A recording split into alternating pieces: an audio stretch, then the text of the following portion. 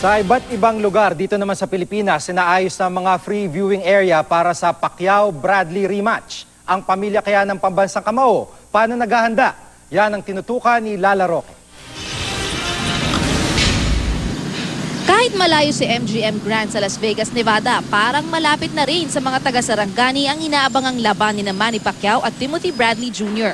Kaninang umaga pa lang, nag-aayos na ng mga silya ang mga tauhan ng Provincial Gymnasium sa Sarangani. Aabot sa 4,000 ang mga taong inaasahan nilang daragsa roon para sa free viewing. Sigurado nga raw na kukulangin ng mga silya tuwing may laban kasi si Pacman, standing room talaga. Alas 8 ng umaga nila bubuksan ang gate para sa mga manonood. Mga pulis ang magmamando sa entrance at magiging mahigpit ang seguridad. Yung mga alak, bawal talaga yung alak kapag dito sa loob. Pero kung mga soft drink lang, hindi bawal yan. Yung soft drink, makain man yan. Paalala nila, bawal magdala ng mga matutulis na bagay o armas at mga babasaging bote. Nakaset up na rin ang video wall sa Lagaw Gym sa Gensan. Aabot naman sa 5 hanggang 6,000 ang daragsa rito para sa free screening. May libreng screening ting handog ang lokal na pamahalaan ng Isabela at Tacloban. Hindi raw palalampasin ng mga biktima ng Yolanda ang pagkakataong mapanood ang mainit na bakbakan. Sa Zamboanga del Sur naman, hindi muna ipatutupad ang rotational brownout para tiyak na makakatutok ang lahat sa laban. Ang bulwagan naman ng pamilya Pacquiao handa na rin. Kasama ng pamilya Pacquiao ang iba pang kaanak sa panonood. Ang iba pang residente, excited na. Bukas parang walang trabaho lahat kasi manonood.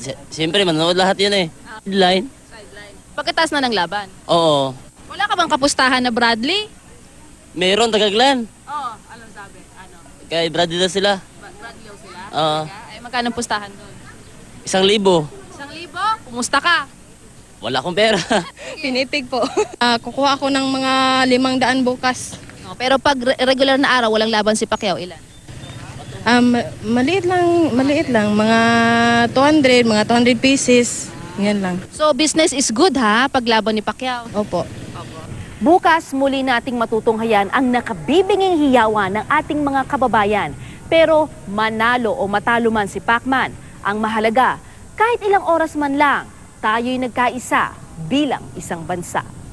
Mula rito sa General Santos City, Lala Roque, nakatutok 24 oras.